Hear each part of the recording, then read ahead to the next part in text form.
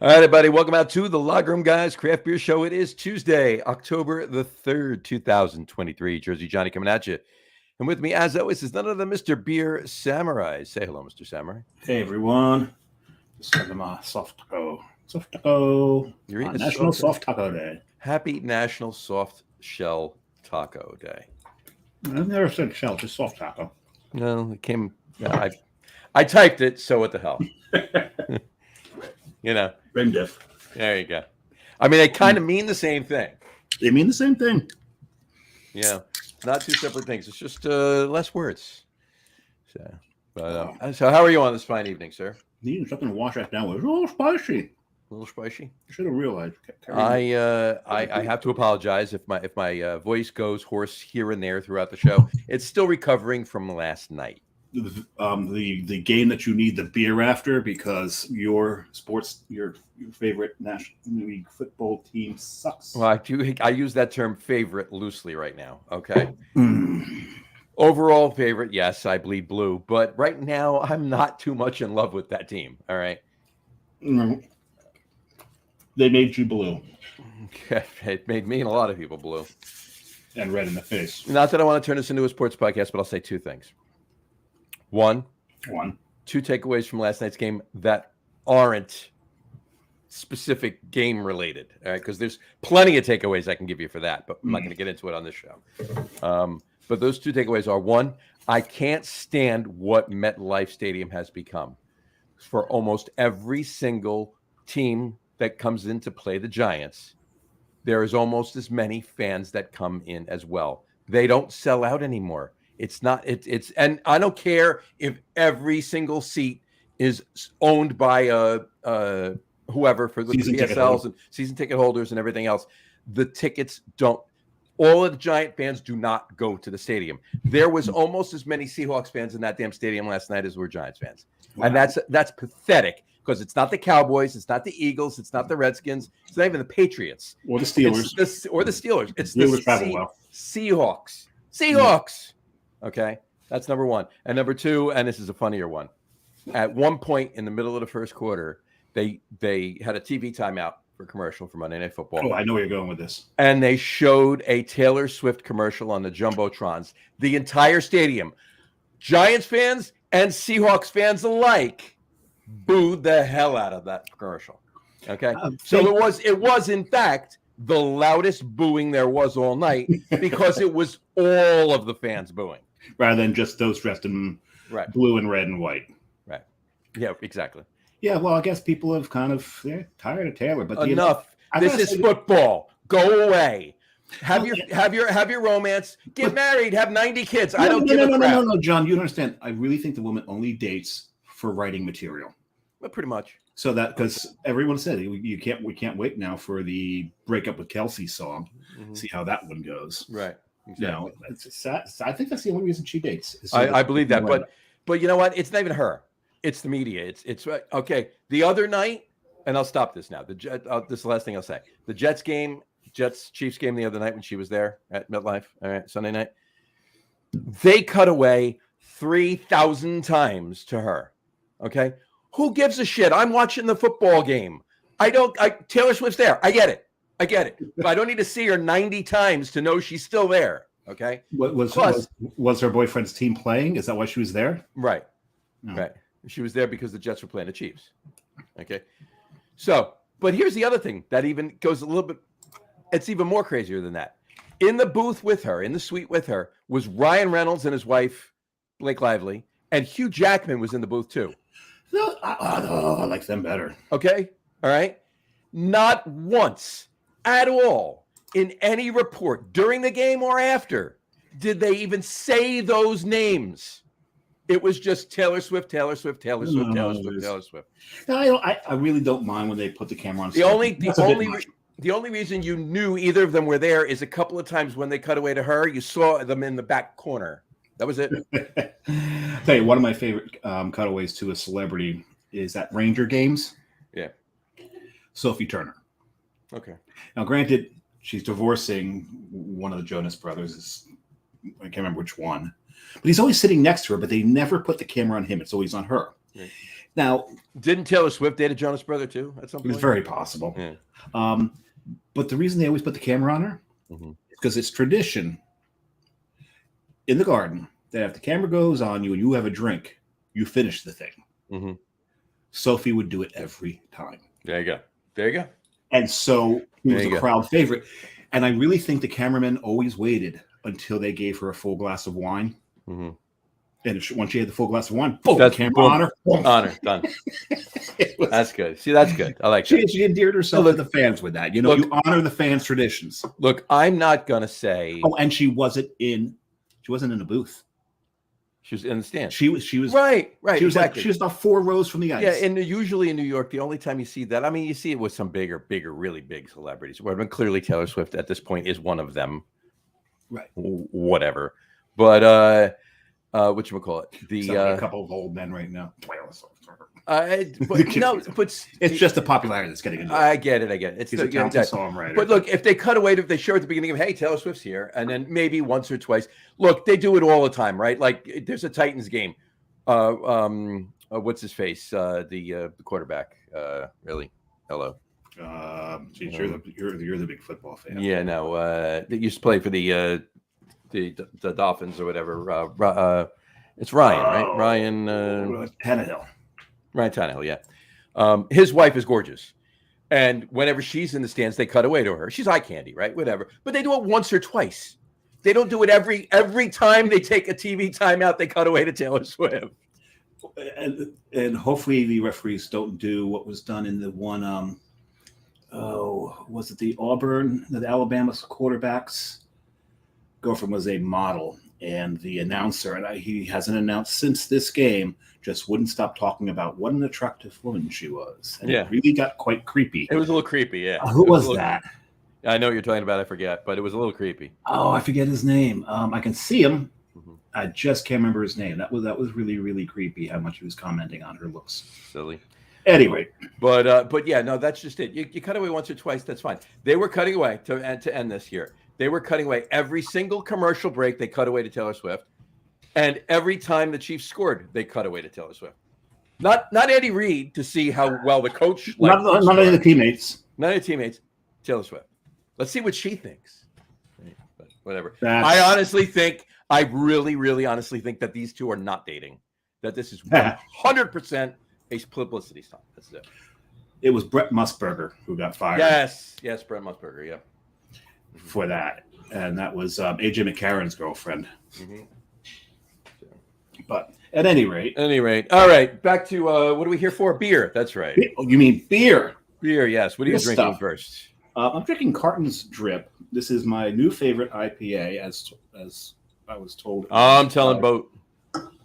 No, favorite IPA, not beer. Yeah, that's true. But it's not an IPA. And the thing is, the owner of the brewery told me that this had to be my new favorite IPA.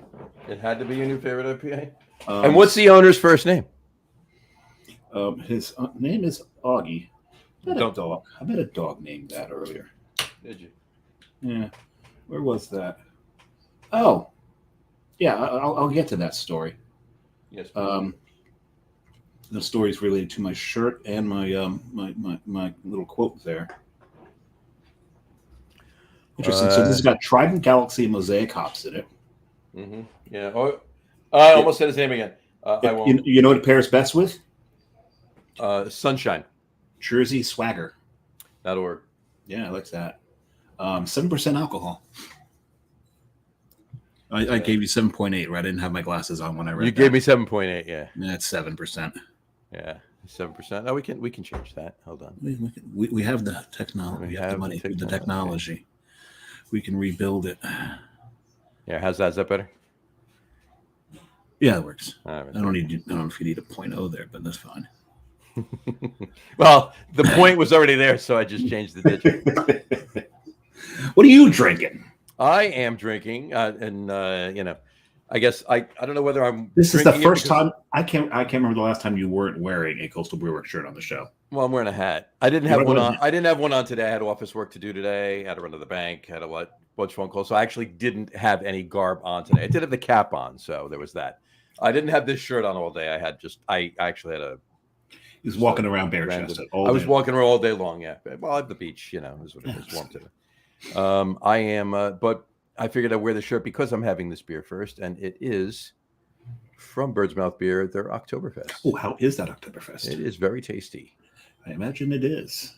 They kind of know what they're doing up there. Yeah, and down there, and to make it better that I'm not wearing a Coastal Brewery shirt, you put it in improper glassware.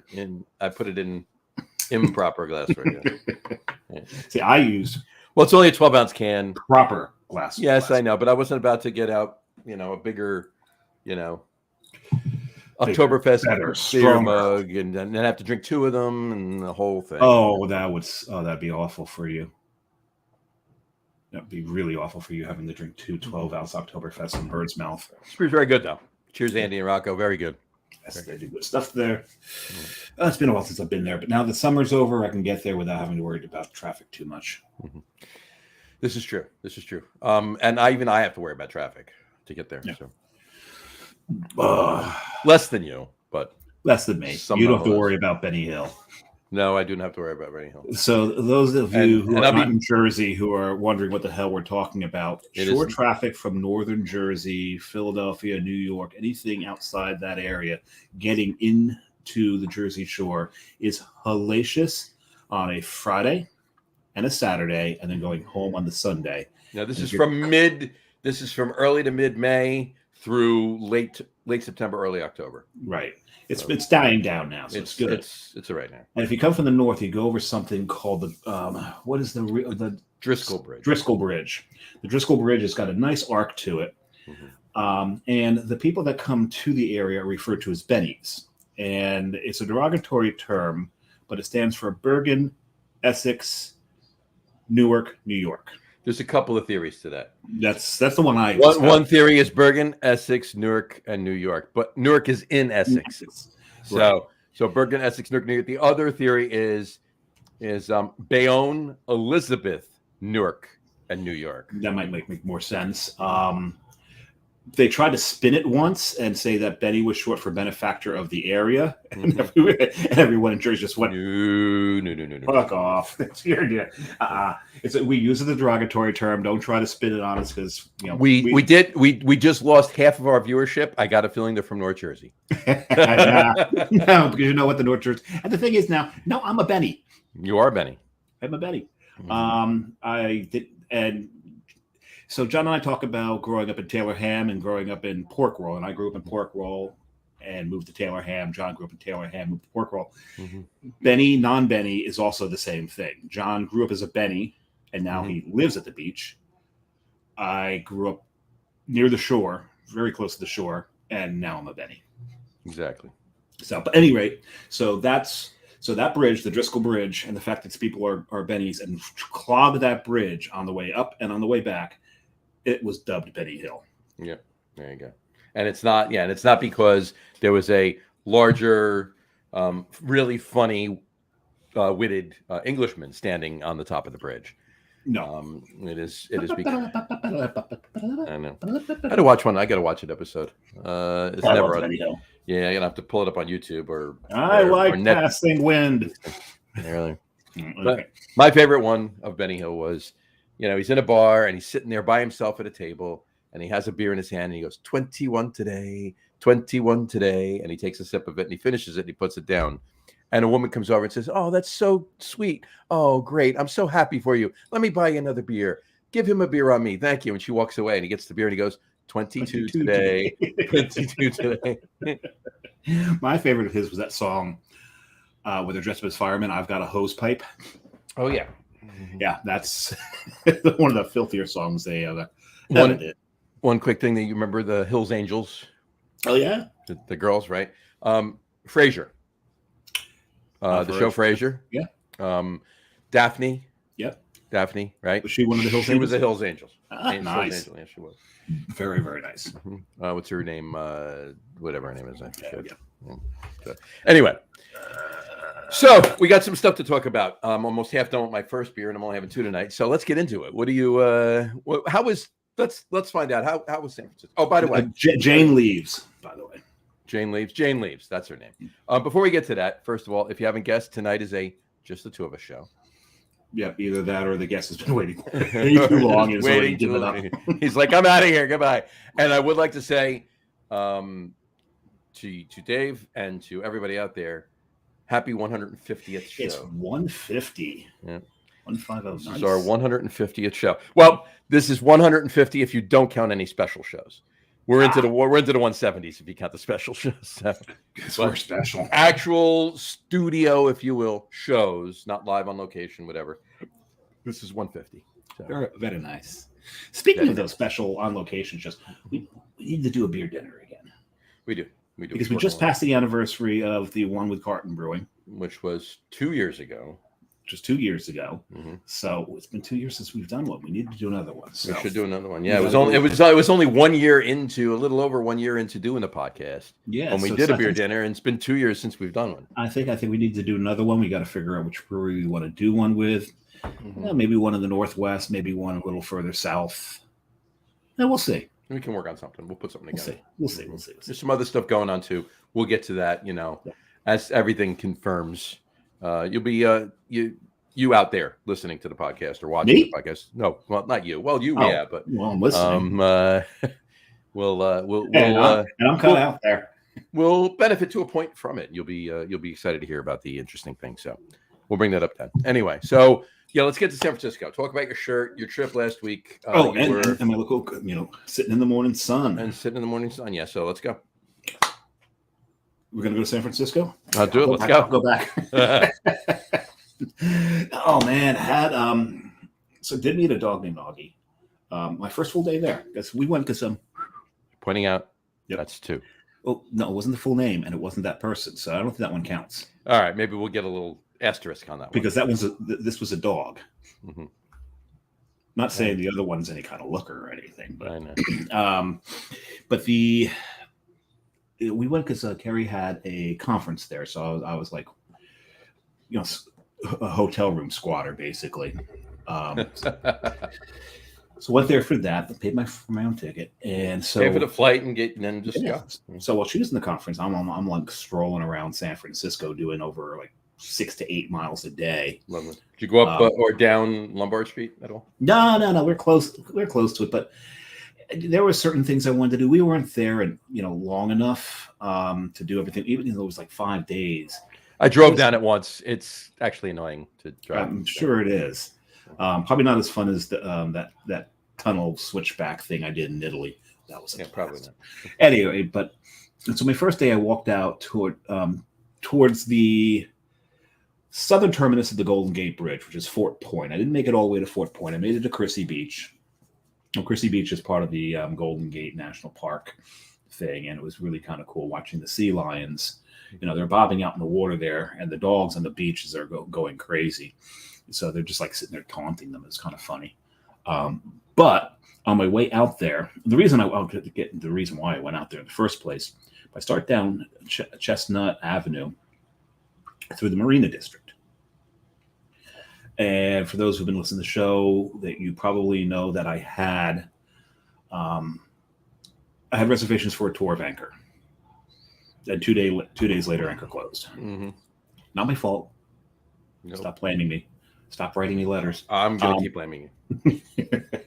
But I'm walking down Chestnut in Marina, and there's a sign on the sidewalk that says, "We have Anchor Steam."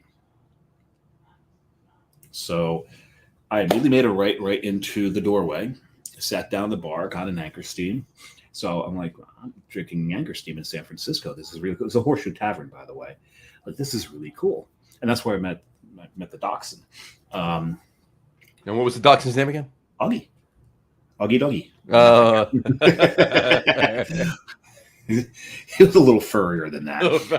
A little furrier. No, it was a long-haired dachshund. Or dachshund. Dachshund.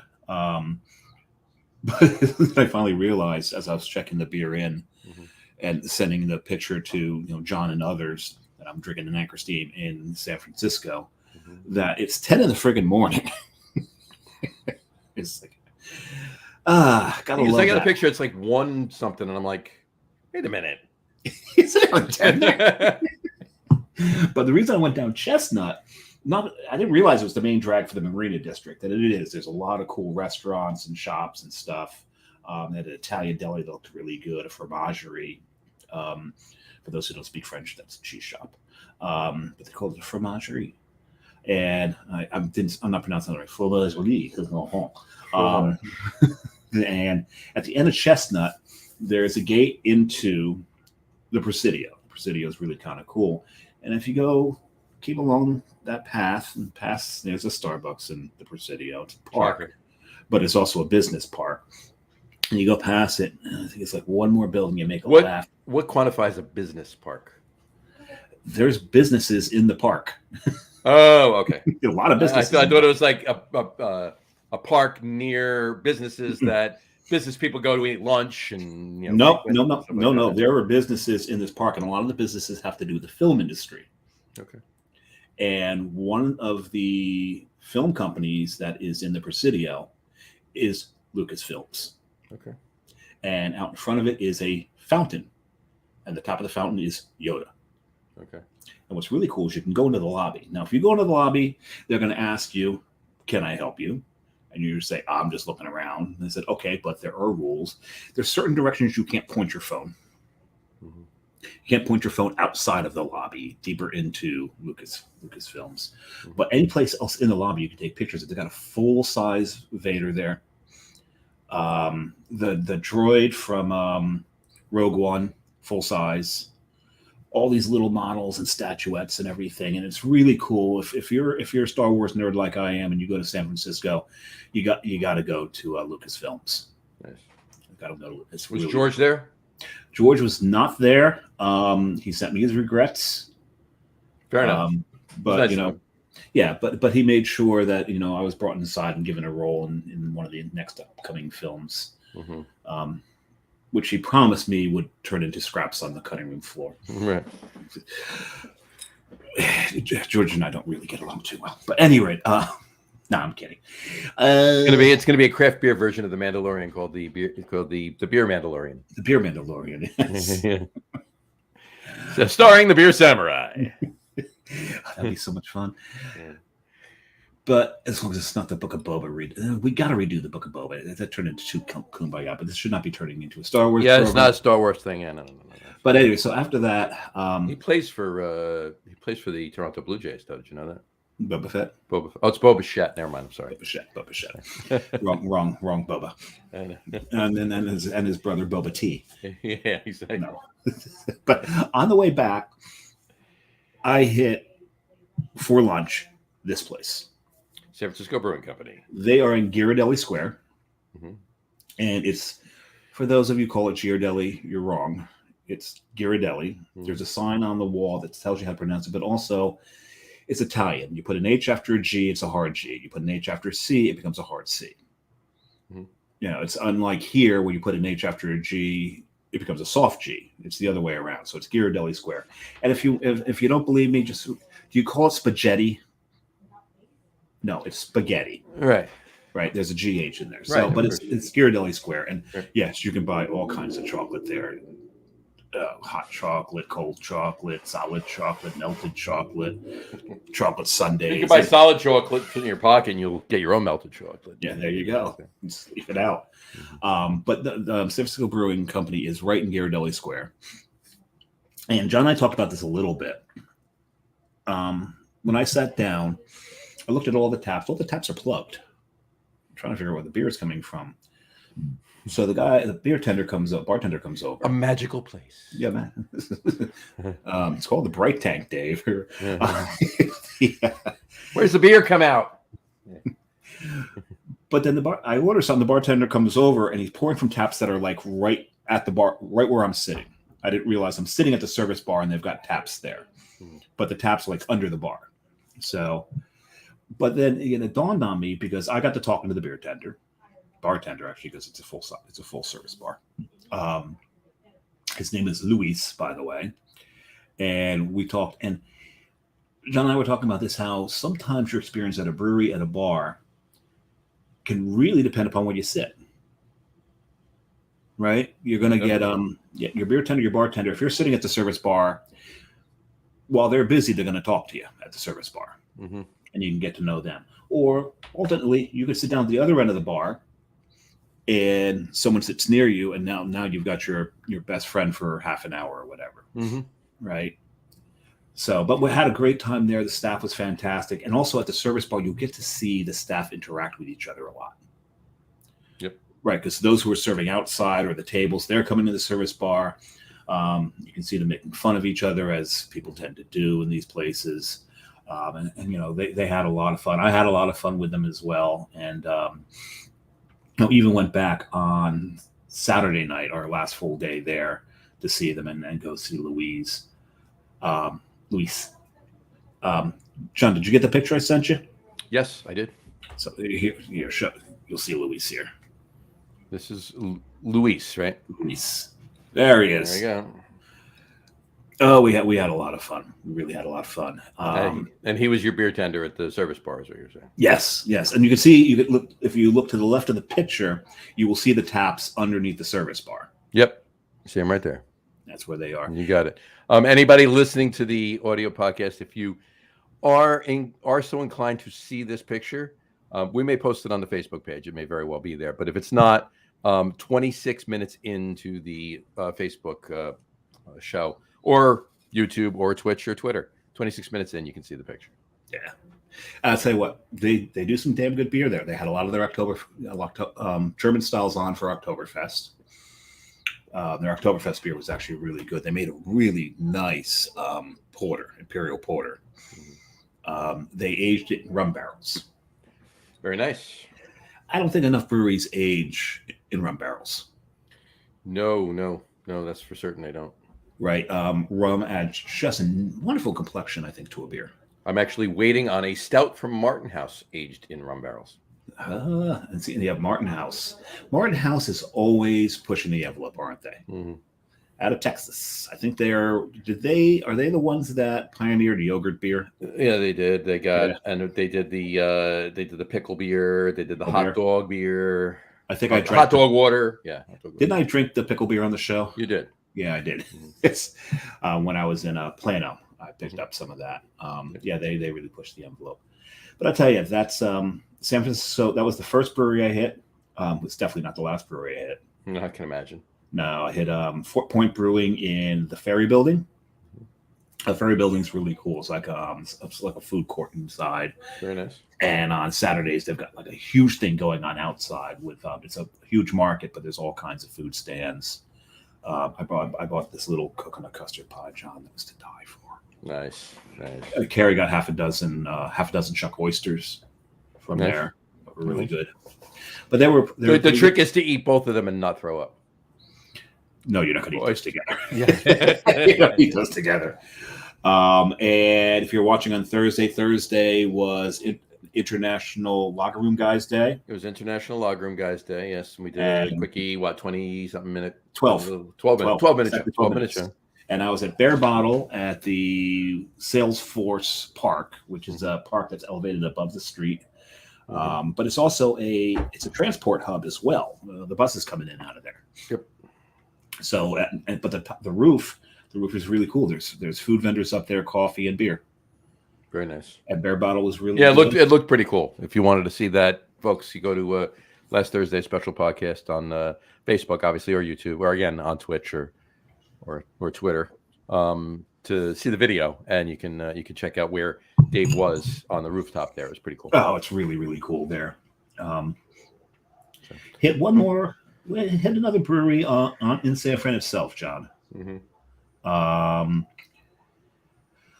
Why am I having trouble remembering it? It's right next to where Senior Moment. Yeah, it's right next to where the Warriors play. Okay, and it's not the Warriors come out and play Warriors. It's the Golden State Warriors. Yeah. It was Steph Curry Brewing. Oh, right. That'd be a good one. Not so much. Yeah. It was I've got a map up here, and I'll find it in he'll find it. Just give him a second. He'll 0.13 seconds. I think I'll find it. 0.13 seconds. I mean, that passed. Yeah, there's the Chase Center Harmonic Brewing in Thrive City. Harmonic Brewing in Thrive City. So what we're doing is we're pre-gaming the big party at the conference throws. They rented out the whole freaking Chase Center. They had all the food vendors were open serving. You didn't pay; it was all on the company that it was for. And they were pouring beer. They were also, but this is one time I actually opted for wine, John. Did you? They were pouring Silver Oak. Silver Oak's good. Free of charge. Very nice. I may have drank 2 whole bottles myself. That sounds about right. Yeah, it's about right. It was, and which was a great punctuation to watching the Killers play. It doesn't get a conference doesn't get much. Well, I mean, it can get better than that, realistically, but it usually doesn't get much better than that. I'll tell you, beer wise, the highlight of the trip was going out to Alameda Point.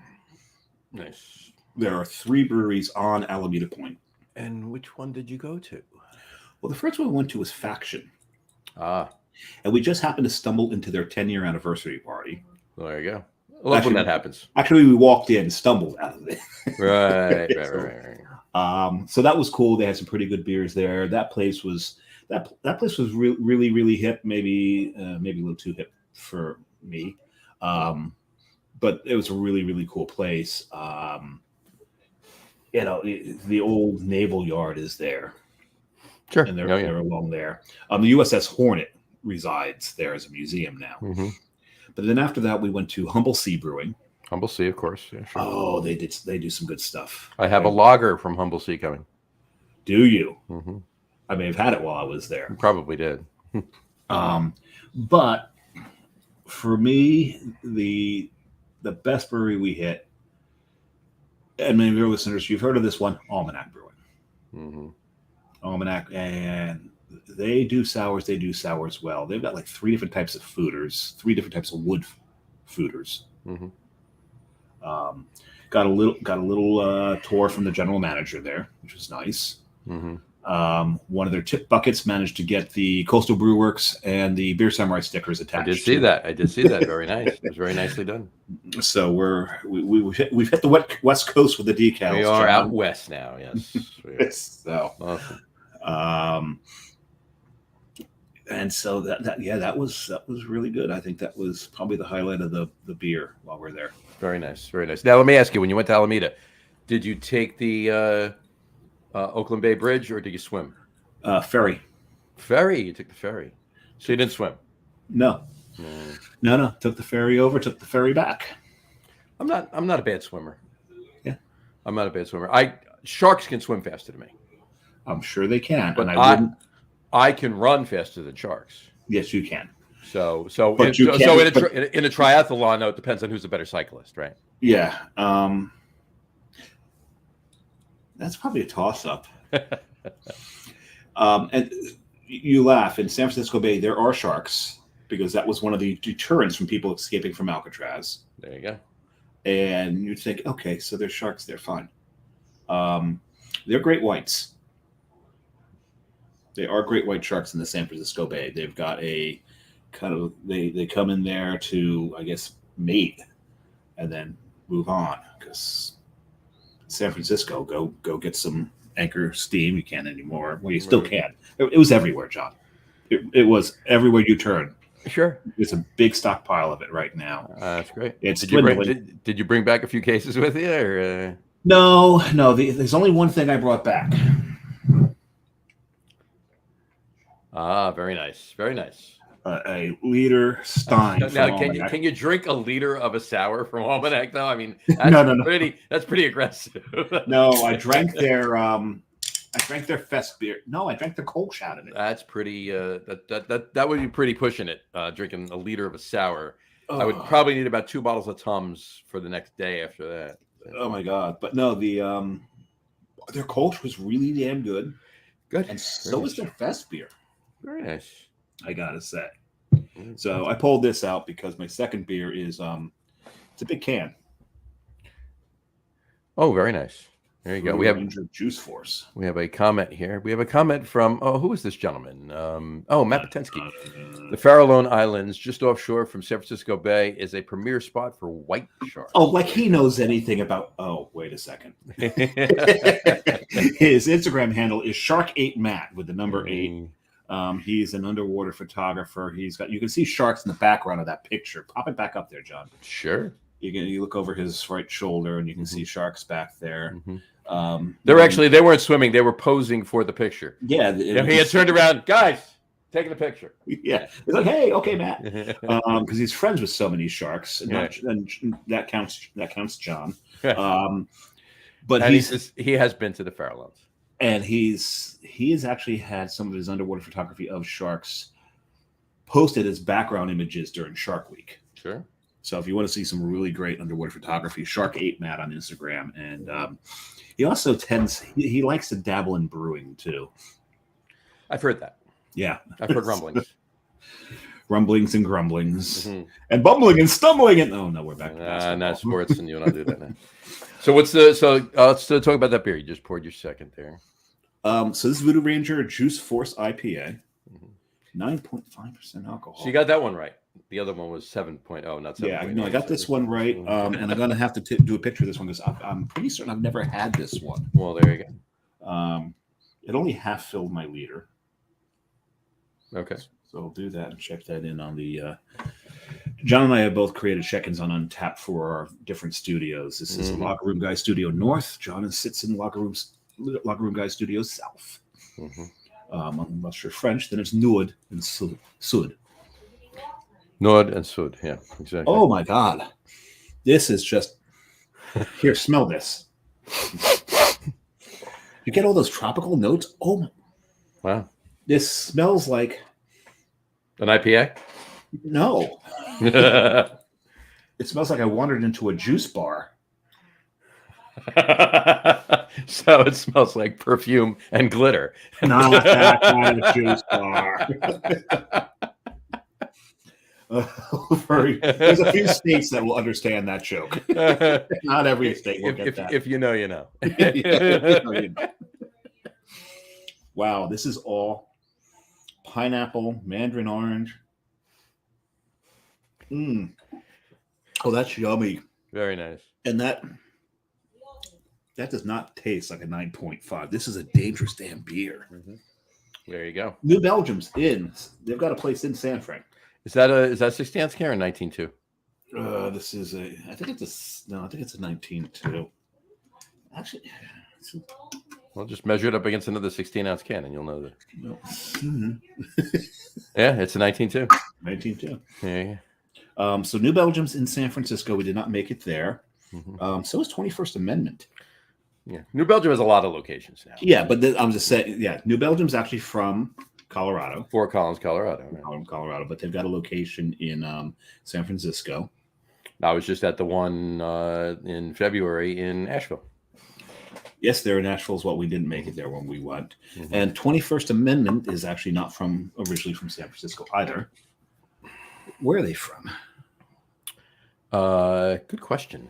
I mean, they are now, but I thought they were another Colorado. Oh, no. 21st Amendment was those, yeah. Were they always California? I believe so, yeah. I'll double check now, but I think they always were, yeah. So here we go. Yeah, San Francisco. Oh, they're San Francisco now. Are they originally from there? I believe so. Yeah, San Francisco, South Park, San Leandro, actually California. Okay. And the original location is a brew pub and restaurant in the South Park neighborhood of San Francisco. Yeah. So they opened it in the brew pub first, and then they opened there, and then they're back in San Francisco. That's their production. Yada. Okay. All right, there you go. So it smells like... Did you get Matt's comment? I did not. We're talking about it smells like a juice bar. It smells like boob sweat and regret. Yes, absolutely. No, I'm really enjoying the smell of this.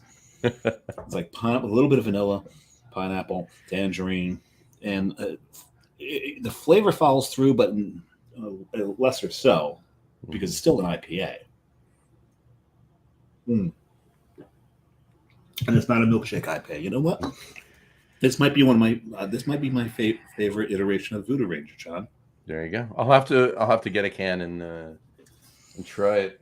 That's Yums. Definitely have to do that. And I like the fact that the patches on the pilot thing has actually got a volleyball. Very nice. The volleyball right there? I played volleyball when I was younger and less fat. Less fat. Less fat. So not fat. Less fat. Yes, that would be an accurate statement right there. What do you pour in there? I am pouring a beer out of a bottle into a glass, and it looks like something dark, but not black. So it's not a stout. It's not a porter. That is correct. Knowing you, it's either a brown, a barley wine, or an old ale. Okay, it is not. I had an old ale last week. Would have had another old ale this week, but just had one last week. It is not a barley wine because I'm not going to drink 12 ounces of a barley wine myself right now on the show. I mean, I could, but it is. I will put it up here. One of my favorite brown ales for the seasonal brown ales harvest from there you go. Long Trail. All right, Vermont maple syrup brown ale. That doesn't sound awful. It's and not what awful. Is John's favorite adjunct in beer? That would be maple. Maple. Very good. The thing about maple, we've said it many times, maple, you don't do maple right, it's going to be an awful adjunct. Mm-hmm. You cook it too high temperature, it's going to come out burnt and just complete awfulness. Right. How do they do with this one? It's good. Spot on every year. Yeah. It's Long Trail. I mean, Long Trail makes, it kind of fits in, right? The double bag is a double bock, right? And their Long Trail Ale is an old beer. Yeah. So you can't go wrong with a lot of. That's the thing. People pick up a Long Trail Ale. They think they're getting just standard ale or pale ale or something like that, and it's also a lot of people don't like it because they don't understand what the beer style is supposed to be. Right. And they'll look through it and it's like an amber ale. Yeah, sure, it's an amber. I mean, it's a German amber ale, but it's a little different. Yeah. And I found out, what is that? So the thing with Germany, I'm thinking of going to Germany in April. But so many towns in Germany are known for specific types of beer. Mm-hmm. Right? Yeah, of course, you got Berlin with the Berliner Weiss, mm-hmm. Bamberg with the smoked beers, mm-hmm. right? A Rauch beer. Mm-hmm. Leipzig is Gozes. Mm-hmm. Found out all beer is what? Stuttgart. Mm-hmm. I just found out that out recently that's what comes from there. Mm-hmm. Munich, of course, is the Rosstoberfest beers. Right. And Maibach's. So, which are basically, I mean, Maibach's and Märzen's are very similar beers. So, and Fledungen is known for what? My ancestors. And Matt just added the other one that I left out, but yeah, absolutely. He spelled Cologne. Oh, Kolsch from you left out the G, but if you're spelling it the French way, the German way is Koln. Yes, you're right. Koln. That's why it's Kolsch. People are like, how did Kolsch get out of Cologne? It's just because it's Koln in Germany. Right. All I know is that on my bottle in the bathroom in the medicine cabinet, there's a G in it. But I'm thinking Munich and Berlin, John, and Leipzig's between them. Yes. So maybe taking the train up, I'll stop there, and then maybe somehow or another try to figure out you can go to Bamberg too. Bamberg's on that route as well. It's only if you swing out west a little bit. It's not that much of a swing out west. I'm thinking of maybe just like a day trip out of Munchen. Okay. Might be. Yeah, but if you're going up to Berlin, is what you're saying? Yeah, but the Berlin, if you go the straight 4.5 hour shot, mm-hmm. goes through Leipzig. Right. If you want to go and shoot off out to the west in Bamberg, I'm not even sure it's the same train line. Probably not. So it's a little difficult to work that in. We could probably take, the problem is the train station at Leipzig is not that close to Eichschlenkerla. Mm-hmm. So dragging all of our luggage from the train station to there, I mean, hopefully there's, they got like a place for lockers or something where you can just put it there and just I'm wanted sure to there'd be see it for a something. little bit. Yeah. I have to check into that before I decided to do that, because Yeah. if I'm going to Bamberg, I'm going to Ike Schlenkerla. Of course.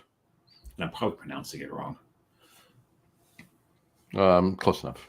Yes. It worked. So anyway, all right, cool. Now, I know while I was away, Mm-hmm. and Matt, thank you for filling in for me again. Mm-hmm.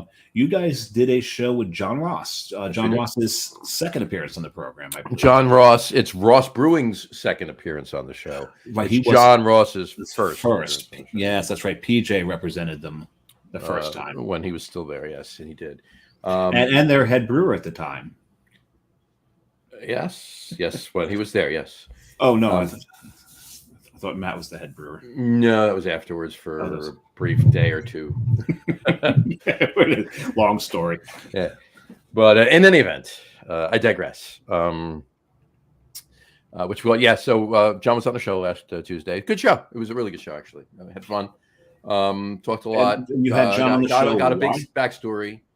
Got a big backstory from John about how long it took and what he did and how he got to where he is, and with Ross Brewing and everything. So it was pretty cool. Learned a little bit. Oh, so you got the origin story. You got the origin story, so that was good. But then the main not the only, but the main reason he came on was to promote his Oktoberfest celebration, which went on last Friday, Saturday, and Sunday.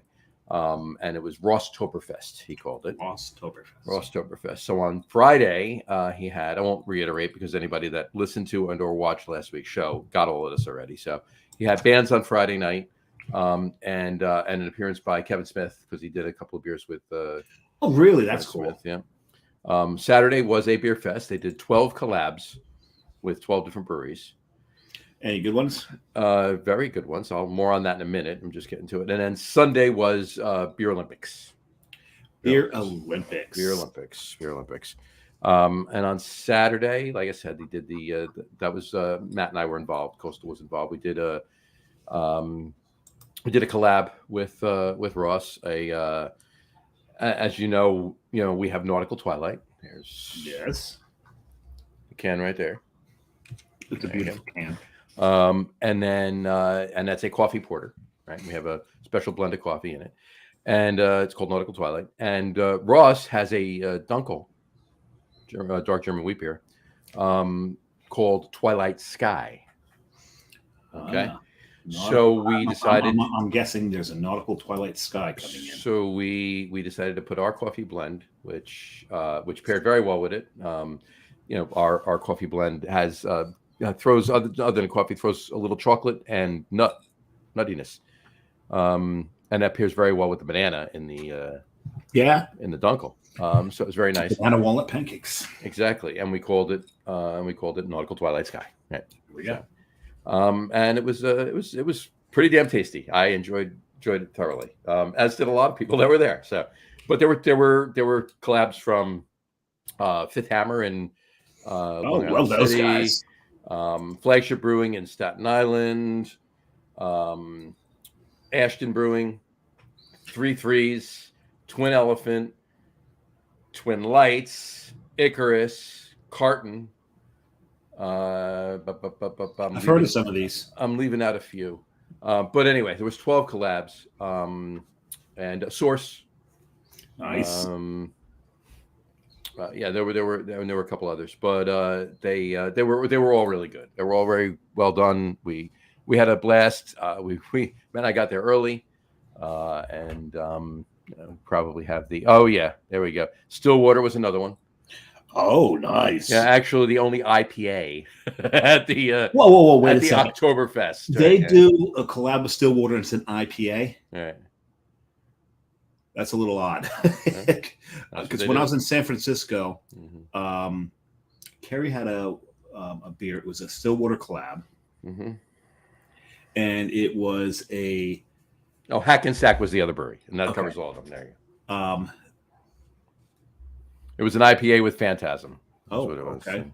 But she had a beer that was a collab. Which brewery did this? It was a collab with Stillwater, but it was as you would guess, a saison IPA. Okay. Because that's what Stillwater's known for, their saisons. So I think it's really odd that what they did with them was the only IPA. That's what they did. But yeah, everything was well received, and we had a blast. We had a good time. In fact, here's a shot of the whole crew that was there. There's all the breweries. Matt and I to the left there. I recognize quite a few of those guys. You got Ashton, Steve Ashton's in the back there. Icarus, Source, Jeremy from Source is there. 3-3s. Jeremy, Mike from Twin Lights back there. Flagship. Yep, it was a good day. It was a fun day. We were there. We got there, in the morning, and we didn't leave till probably 9:30. So it was nice. Fun. Yeah, it was good. Yeah, and look whose tent's right next to them. Yeah, who's that? That's interesting. Branding, as it were. So yeah, I know some of those guys. And I've seen a couple of those guys. Anyway, no, it was a fun day. It was a fun day. We had a good time, and they actually did. They did a homebrew competition, and they announced the winners on Sunday at the Beer Olympics, or after the Beer Olympics, or before on Sunday though. But yeah, we all judged, so that was fun. We had a good time doing that. Some good stuff, I gotta say. Some pretty tasty stuff. But in any event, yeah, it was fun. It was a blast. It was a success for them. They had fun. I'm sure he'll do it again. It was well done. Had an awesome. They had food there too. They had some vendors. They had vendors doing. They brought up bars from the Highlands. And they weren't doing seafood as you would think they were doing, right? They were doing bratwursts, knockwursts, and pretzels. There we go. So was the pickle there? No, pickle was not there. But I had a bratwurst, which was shocker, right? I had a bratwurst. That's your surprise face, right? That's a shocked face at 52 minutes. For those on the audio, want to see the shocked face of Dave that I, Jersey Johnny, had a bratwurst. Griller of brats. Griller, yeah. But whatchamacallit? Matt had a knockwurst, and we split a pretzel. So there we go. It covered the gamut. When I say split a pretzel, the pretzel was this big. So we split a pretzel. Okay. I've never been anybody listening to the audio podcast. One hand is by one shoulder, the other hand's by the other shoulder. That's how damn big this pretzel was.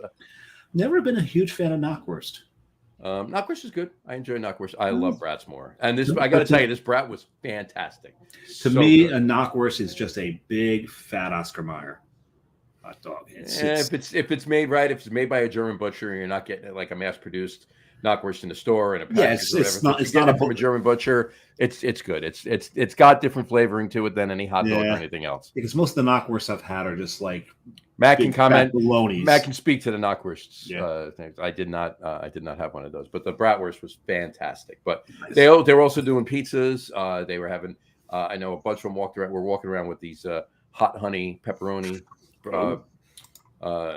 brick oven pizzas. So they were good. And we get a comment here. I'm assuming it's on the knockwurst. And he goes, it's fairly close to kibasi in some ways. Yes, it is. It is. Yeah. I can see it. I can see if it's done well. Similar spicing, but if it's done, Mike. So Matt Potensky likes knockwurst because it's similar to kibasi. Kibasi, right? Okay. Kielbasa. So you said earlier they had pizza, but was it pizza or was it Flammkuchen? Well, it would have been if they called it Flammkuchen, that would have worked. That would have worked very Actually, well. We're both mispronounced. Flammkuchen. Kuchen, right. But no, they called it pizza. So it was there. Actually, where were we? I think it was in San Francisco. We passed a sign and it had spelled pizza. Oh, no. It was Terminal C of Newark Airport. And they spelled pizza Pizze.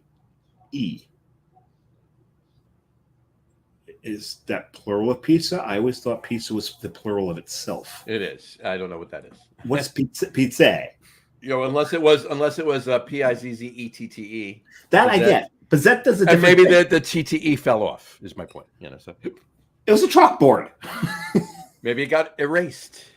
The E was right next to the side of it. Maybe they ran out of room because they ran out of room. I mean, we can go on all day with this. There are plenty of excuses for writing. This reminds me of the what was it, the whole skit with the killer rabbit in Holy Grail. Mm. Ah, he must have died. Well, he wouldn't have written Yeah, he wouldn't have, right, exactly.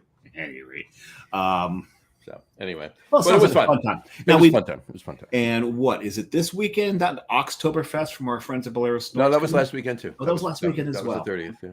It was supposed to be the weekend before, but the weather did not cooperate, so they switched. No, so that's the whole thing. I go to San Francisco, and all of a sudden, God decides to drown the human race again in the Northeast. Mm-hmm. Can't blame him. I've met many of you people. You are many of us people. Yes. So again, can't blame them. Because we're watching the news and they're showing these floods and all that. And Carrie's like, where is that? I'm like, that's New York City. Mm-hmm. Oh, it's crazy. Yeah, Chris from Fifth Hammer was supposed to, he was planning on attending, but he was completely screwed with the flooding and everything else. He's not that strong of a swimmer, huh? He couldn't swim down to Port Monmouth. Or was he too busy gathering animals 2 by 2? I think that was a little of both. I hear it was really bad here. It was bad. For like a day and a half. Insane water. Neighbors of mine there was flooding all over Belmar. It's one of those times where I'm glad I don't have a basement. And any friends of mine that have basements, they had 2-3 inches of water in their basement. The water table was just that high. It came up. If you're still listening, I got a question from Matt. Where's your favorite place to get your kielbasa? Matt, where's your favorite place to get your kielbasa? I've got mine. Mm-hmm. I've got mine too. I've got a couple actually. I've got one very, very, very specific place, and it's a town where you do not see Budweiser signs; you actually see Zivitz signs. Zivitz. I almost had a Zivitz on the show tonight. I almost did. Really? You got a Zivitz in your fridge, or did you almost grab one? Oh, no. I have one in the fridge. Bought it a couple weeks ago because I'm going to have it on the show soon. But it's not a 12-ounce bottle. It's a 16-ounce, 500 milliliter bottle. Really? Well, wait a second. Is it the dark? Which is? I forget what it's called. No. It's not a name. It's a specific style. Yes, and I can't remember what it's called. It's just called what the style is. I know, and I can't remember what the style's called. Baltic Porter. Oh, just Baltic Porter. That's stupid simple. I thought that was... Yeah, it wasn't a Polish style of beer. Matt may have signed off. Either that or he's typing a very long comment, which he may be doing. So it's very possible. If he's 3 or 4 beers, giving directions to the place that he, who to talk to, when to order. I mean, they're great directions. So I've had that Zivitz Baltic Porter. Warning with that one. I think they understate the ABV a little. Mm-hmm. It's in the 8s already, so that's why I was like, not tonight. It's in the 8s. This will be a night when I'm supposed to have 3 beers, but that'll be my second and third. Yeah. So you said 16-ounce bottle, right? 16.9, 500 milliliter bottle. Okay. Yeah. So, and I really think I think they've understated the ABV on it a little bit because that one bottle, it'll make you slur. Yeah. So, I actually was thinking. I'm actually considering. Depending on how much I eat that day, because I do want to, soak it up, shall we say?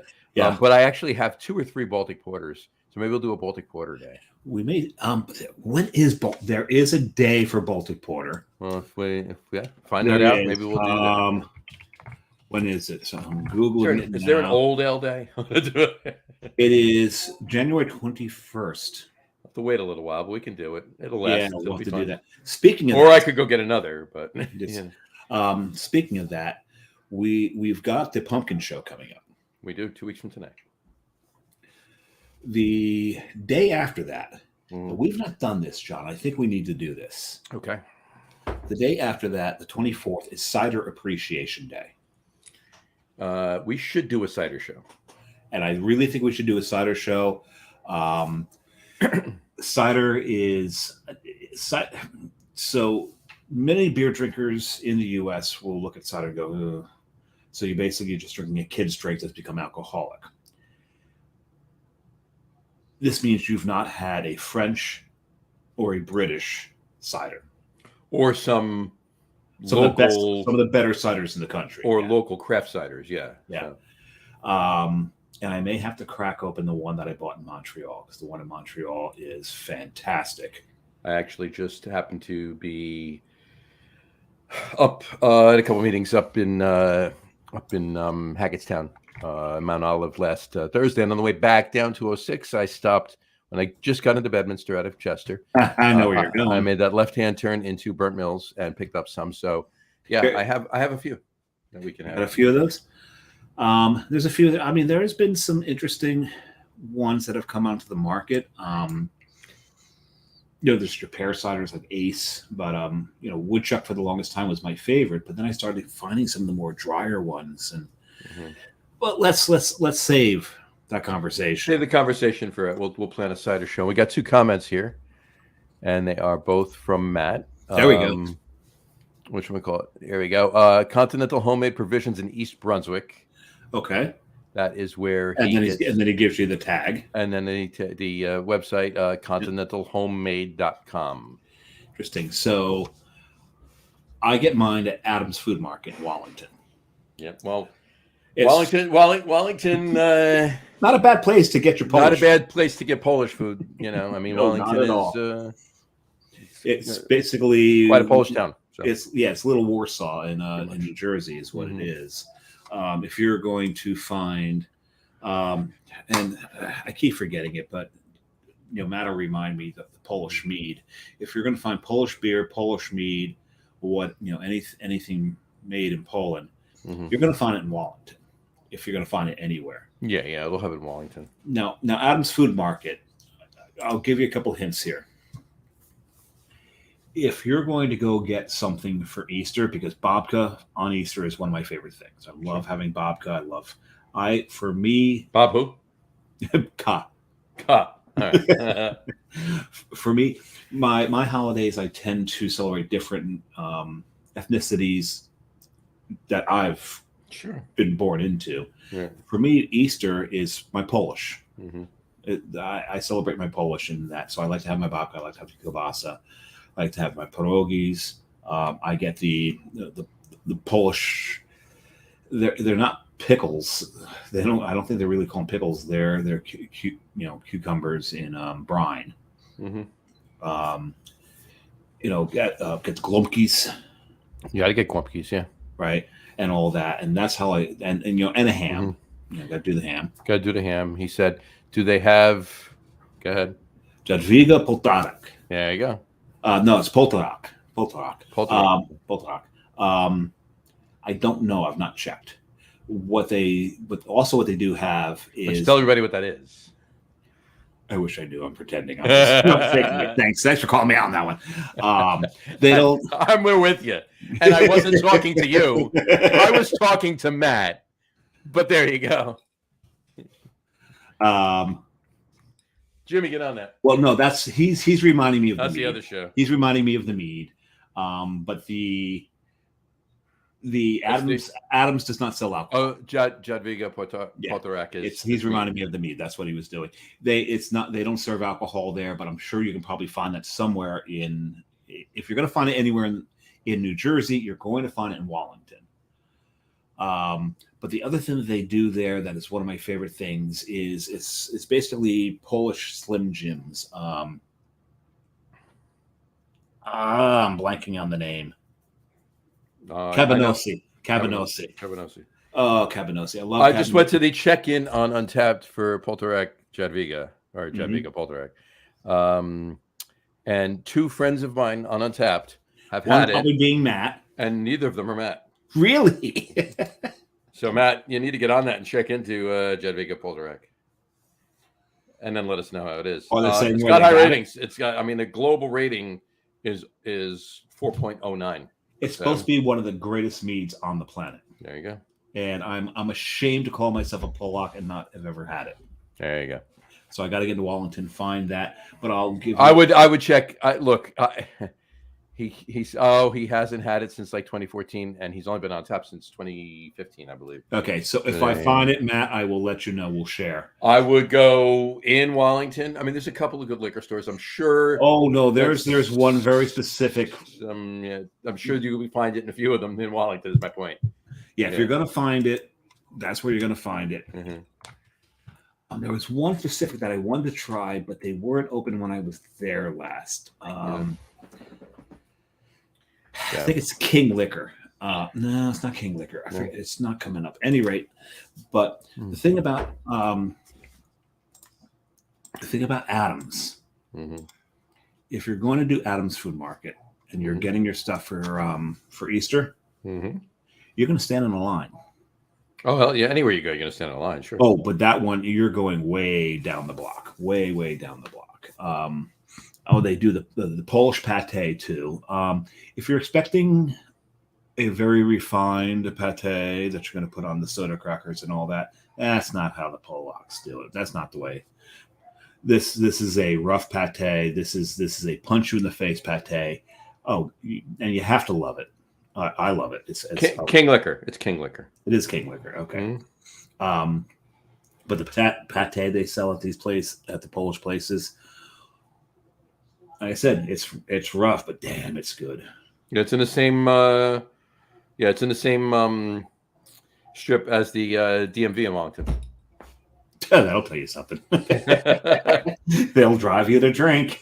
Yeah, well, this is true. So he just said it's made with raspberries, oak, hops, and spices, and 3 parts honey to 1 part water. Wow. Sweet, strong, super complex. That's a high honey to water ratio. It's usually 2 to 1 water to honey, isn't it? I believe so, but Matt can attest to that. Yeah, I think it's usually water's a little. That is some hardy ass yeast to do 3 parts honey to 1 part water. I know the brothers that made that yeast. Yeah, the hardy ass yeast. Never mind.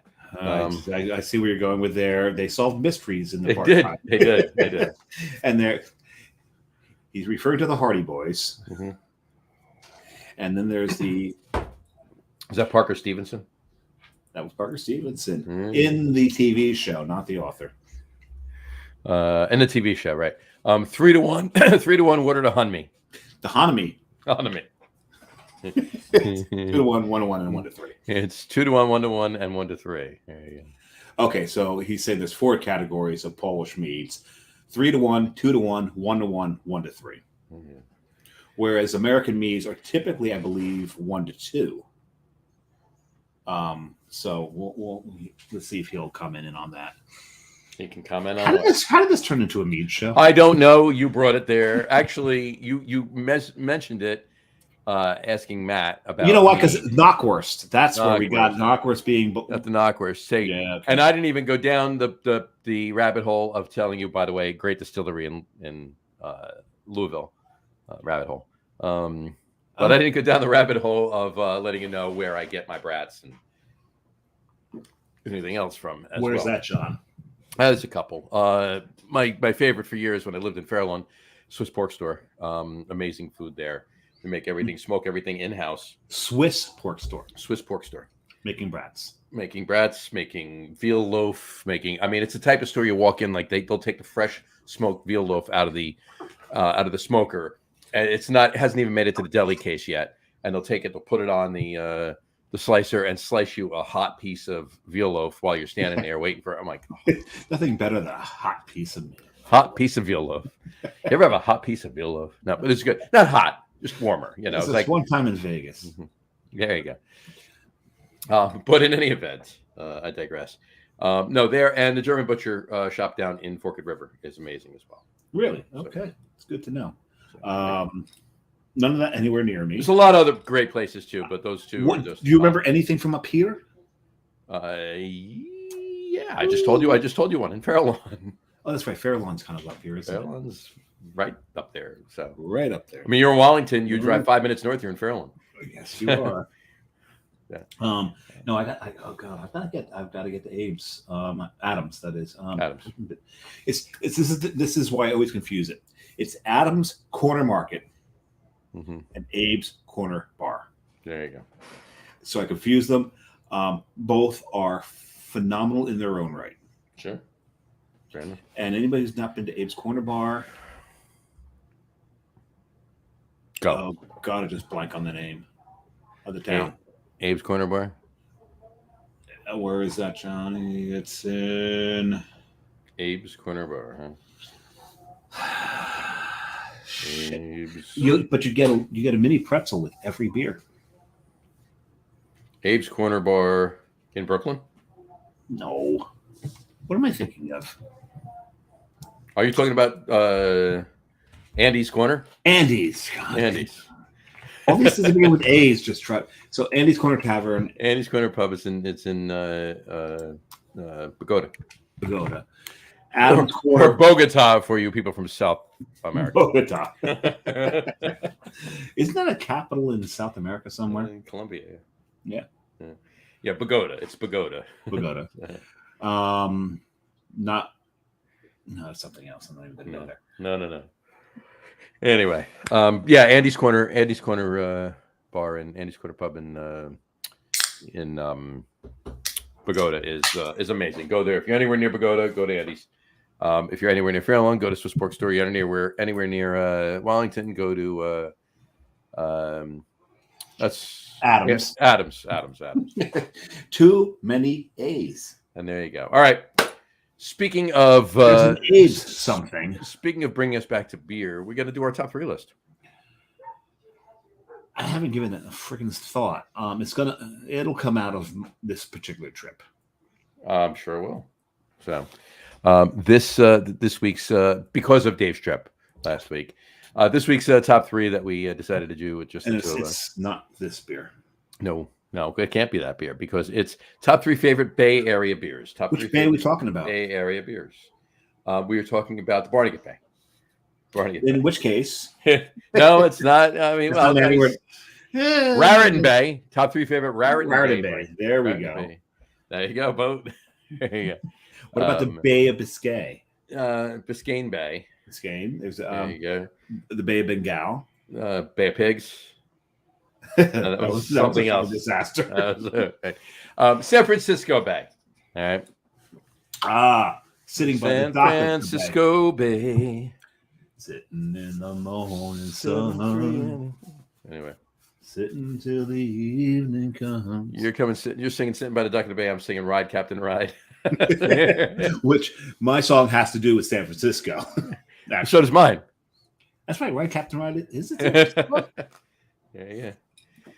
Anyway, okay. So, top 3 favorite Bay Area, specifically San Francisco Bay Area beers.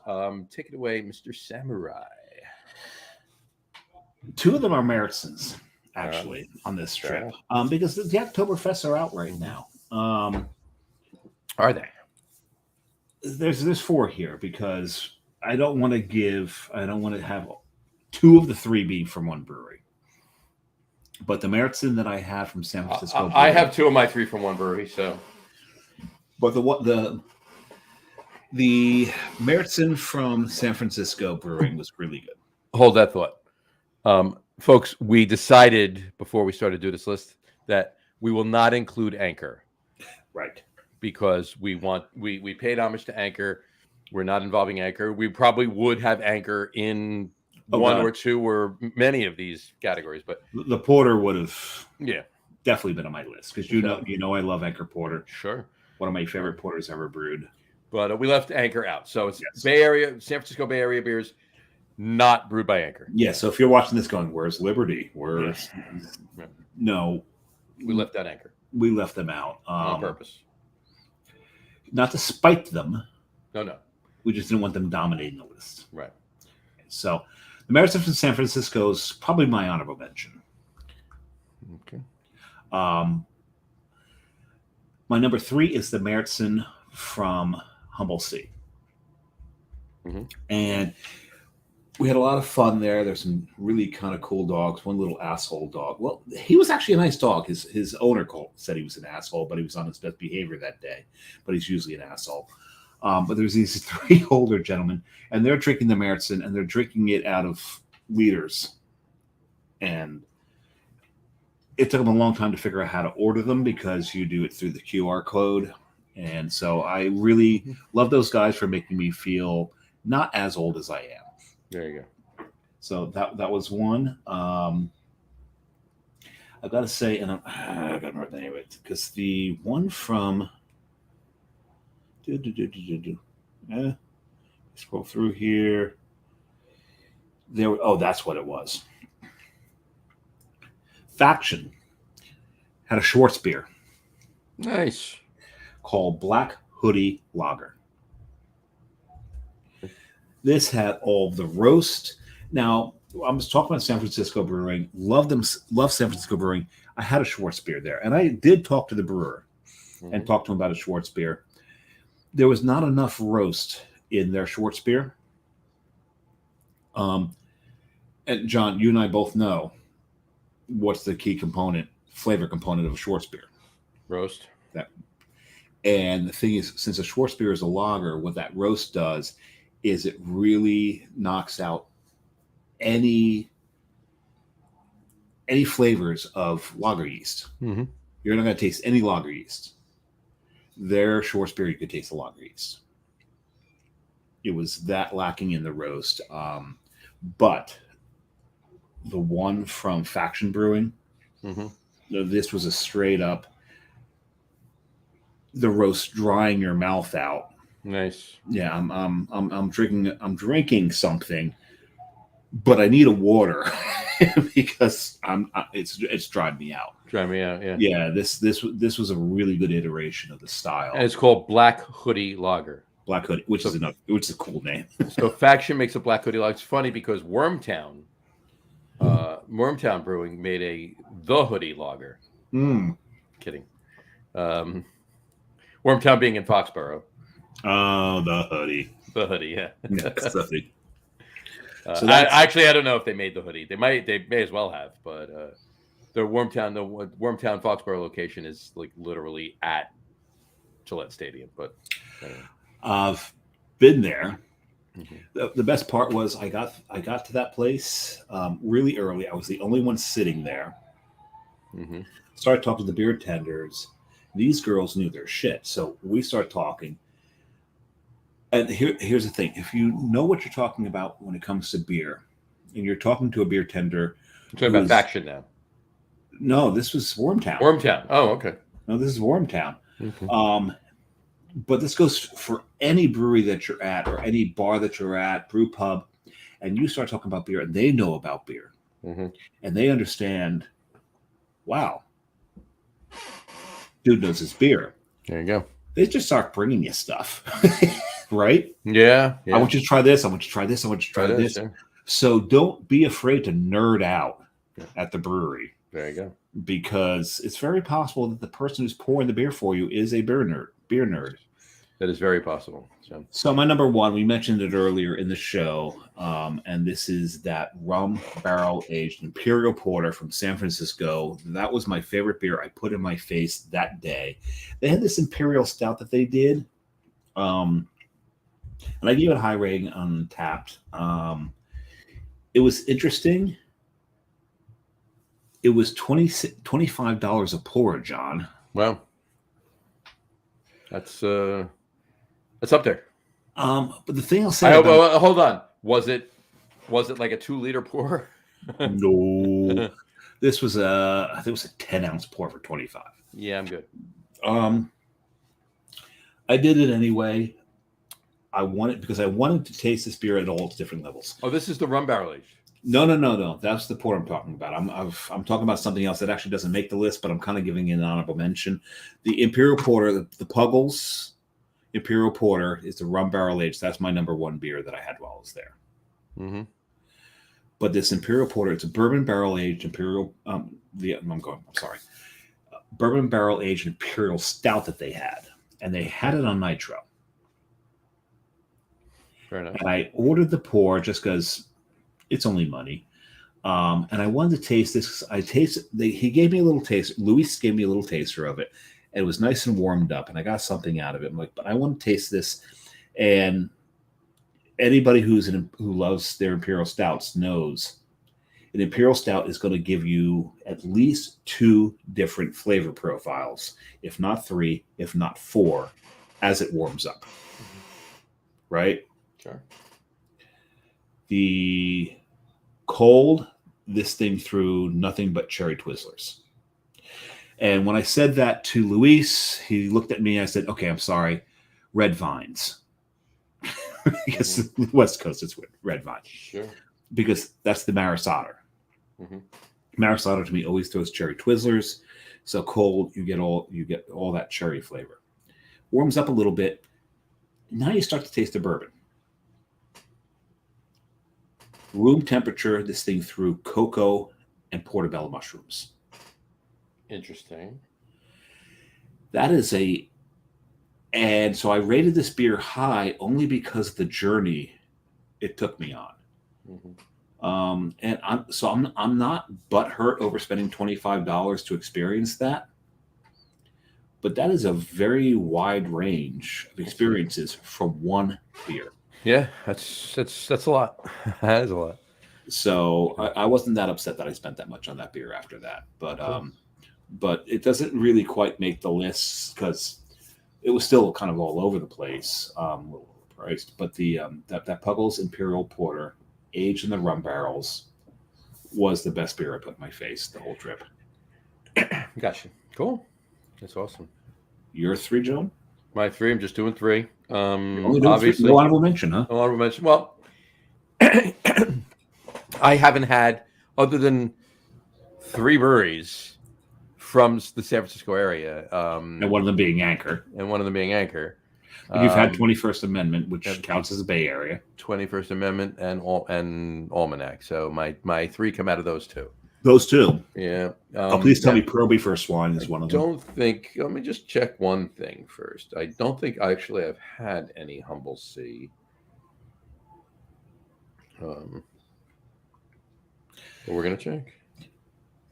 Okay, Sean, hopefully you'll start talking soon because I've got my Tabasco Chipotle sitting next to my boat beer, and I may do something. Would you like me to mute you? No, I may put the Chipotle. That was a joke. What do you think will happen if I do this? I don't know, but there's only one way to find out, isn't there? Give it a try. I'm just going to see. Okay, let's see what this does. No, I haven't had anything Humble Sea. Okay. So this may change when I have the lager when I get it, but at the moment, these are my 3. So my number 3. I have a feeling it's going to change when you get that lager. Yeah. Do you remember the name of the lager, John? I'll check in a minute. My number 3 is Almanac, from an Almanac, and it's one of the sours. It's actually the Cranberry Orange Berliner Weiss, 4.3% Berliner. No, when I was there, I had the Cherry Supernova. Okay. Yeah, their sours are spot on.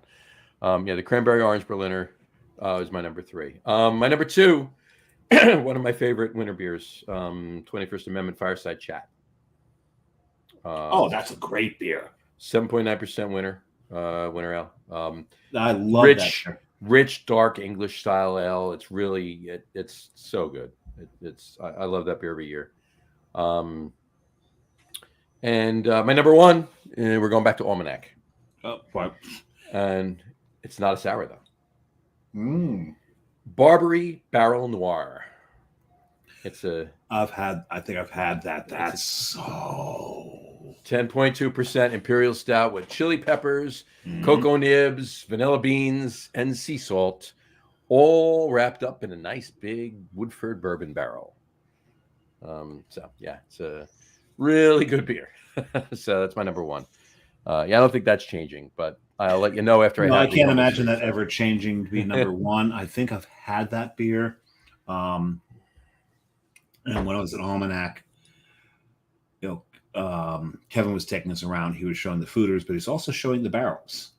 Nice. And he said that they primarily partner with Woodford for theirs, but they also will do Jack every now and then and some others. We got to see some of the barrels they were aging in. You get to that area, get to Alameda Point, get the Humble Sea, Faction, get the Almanac. Definitely. And Admiral Maltings is right next to Almanac. That's nice. Right. And so a lot of the places we went, especially the one next to the Chase Center, just Harmonic. Harmonic does a lot of stuff with Admiral Malting. Nice. Well, I think most of their friggin' beers, they use the malts from Admiral Malting. Well, there you go. So, all right. I don't think he was the Admiral from USS Hornet, though. I don't think so. Most likely not. So, all right. Cool. Good show. We got a lot, talked a lot about. Unfortunately, we did have a guest tonight. We're not going to explain. We won't explain why. No. It was an unfortunate personal situation. reasons. Personal reasons. He actually reached out to us like within the last 24 hours. Yeah. And let us know that we'll get Brian on again. We'll get him on the show. But let him do what he's doing. We'll get him on the show. We'll book him on the show again. We'll get him on the show. But yeah, so kudos to him. Not kudos to him, but good luck with whatever he has to take care of. Works through, I think, is a good way to put it. And then once he works through it, we'll get him on the show. But yeah, and as we do, we're not those type. We can't rush a guest in a day or less than a day. So well, as he put it, I don't think I would be the best guest on the show tonight. Not even him, just getting somebody else. So we do it. But he was, yeah. He's so we'll see. We'll talk. We'll get him on the show when he's back where he needs to be, and yeah, I'm really looking forward to talking to him. He was a good source of information when I was in Ireland. There you go. Yes, he was going to be broadcasting live from Ireland. So he was a good sort. He helped me a lot with figuring some things out while I was there. We'll get him back on. All right. All right. Well, we look forward to next week. We'll on that note for today. Who's next week, John? It's a surprise. Okay. 2 weeks from tonight, we can say. Yes. 2 weeks from tonight. 2 weeks from tonight is our pumpkin beer show, our annual pumpkin beer show. Dave likes it. I refer to it as the Basic Bitch Show. The Basic Bitch Show. There you go. But which we call it, and we'll have the brew guru himself, John Starodomski. The brew guru himself, John Starodomski, will be on that show with us. Yeah, I like that guy. I follow that guy. Yeah. He's a very, very, very big, very knowledgeable pumpkin beer aficionado. As well as any beer aficionado, to be honest with you. But he does enjoy his pumpkin. He drinks more pumpkin beers than any human being I know. He does. He does. And Christmas ales. He scares me a little. He'll be back on with Tom on our holiday show this year. So I think I need one more pumpkin for the show. Need, not want. Need. Yeah, not want. Need. Because anybody who knows my stance on pumpkin beers, John makes me do this show every year. It's become a tradition, so it's almost like me busting Dave's chops now to do the show. So, but it's fun. It's a fun show. So, and John's trying to start the tradition, and he failed on this show of telling really bad dad jokes. No, well, this one I just kind of made. I kind of knew that one, and it was because I was telling you about something that you were swimming. So that's why I just brought that one out. I didn't actually do any dad jokes on the show. No, and I get it. Bad dad jokes is redundant. Right, exactly. Yeah, just need to see dad jokes. It's done. So, but anyway, on that note, we will wrap the show up for today. I want to thank everybody for watching, and for those of you just listening to the audio podcast, thank you for listening. Don't forget to visit our website, www.lagerroom.com. That's LAGERROOM.com. And please remember, like us and follow us. Actually kind of works in this. Does it? Please remember, like us and follow us on all of our social media, Facebook, Twitter, Instagram, and of course our YouTube channel. All of them are at The Lager Room. Remember, we go live with a video podcast on Facebook, YouTube, Twitter, which is now X, and Twitch.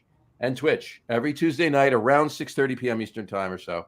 And if you want to, it's just a letter of the alphabet. That's pretty much it. And for those of you that just want to listen to the audio podcast, you can do so on our brand new podcast host, Spreaker, as well as Apple Podcasts, Spotify, TuneIn, Stitcher. Yes, Stitcher. They're still on. What? Yep. Google They Podcasts. came back. They never went off. Google Podcasts. Amazon. Those liars. Google Podcasts. Amazon. Wait a second. Podcasts. Were they one of those shows are like, we're going out of business? I don't know what they would have gained out of that. Big sales. How? I understand those businesses get those. That's okay. Sorry. Well, anyway, Apple Podcasts, Spotify, TuneIn, Stitcher, Google Podcasts, Amazon Music Podcast, iHeartRadio, Castbox, Deezer, Podcast Addict, Podchaser. Pretty much anywhere you can find a podcast, you can find the Locker Room Guys podcast. So, and if you haven't done so already, please subscribe to one or more of those feeds, and you will never miss a show. Again, thanks for following along with us. Have a great rest of your week. Have a wonderful weekend. Drink a lot of beer, but drink responsibly. And we will talk to you soon, folks. Take care. Cheers. Cheers, but I'm out of beer. Cheers.